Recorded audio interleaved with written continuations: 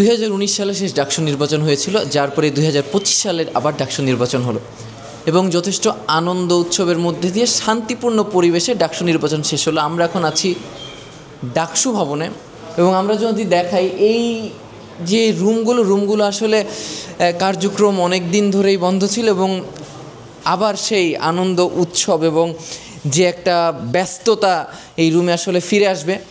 এবং এইটা ভিপির রুম, যেখানে বসবেন সাদিক কায়েম। এবং আমি যদি আপনাদের দেখাই যে এখানে এই পুরনো চেয়ার, সোফা, ক্যালেন্ডার, এই ক্যালেন্ডারটিও কিন্তু আপনার 2019-20 খ্রিস্টাব্দের। এরপরে এই রুমে ক্যালেন্ডারটাও চেঞ্জ করা হয়নি এবং এইবার নতুন করে ভিপি বসার পরে আসলে সব কিছুই পরিবর্তন হবে।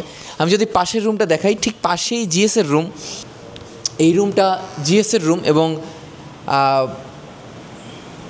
SM ফরহাদ নবনির্বাচিত জিএস, তিনি এইখানে বসবেন। এবং এই রুমে আমি যদি দেখাই, রুমের কর্নারগুলো অনেকগুলো ছবি দেখতে পাচ্ছেন, যারা হচ্ছে ডাকসুর আগের যারা জিএস ছিলেন তাদের ছবি।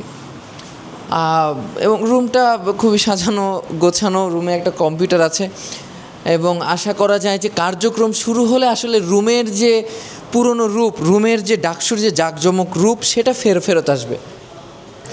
এর পাশে এই যে রুমটা আছে, এই রুমে আসলে অনেকগুলো আসন।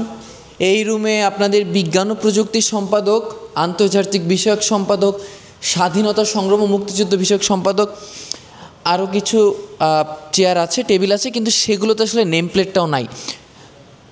এবং ঢাকা বিশ্ববিদ্যালয়ের শিক্ষার্থীদের সাথে কথা বলে যে এটা জানা গিয়েছে, তারা আসলে অধীর আগ্রহে অপেক্ষা করছেন কখন আসলে এই কার্যক্রম শুরু হবে এবং এই কার্যক্রমের এই যে তাদের বিজয়ী নেতা নেত্রীদের যে ইশতেহার, সেই ইশতেহারগুলো আসলে সঠিকভাবে পূরণ করা হবে।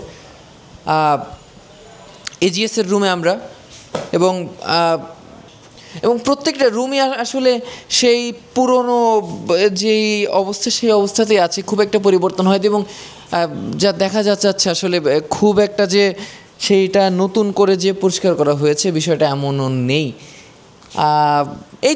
এই আমাদের ডাকসু বিল্ডিংয়ের যে ভ্রমণ এবং অতি সত্বর আসলে খুবই অল্প দিনের মধ্যে ডাকসু আবার যে পুরনো রূপ, সেই রূপে ফিরে আসবে।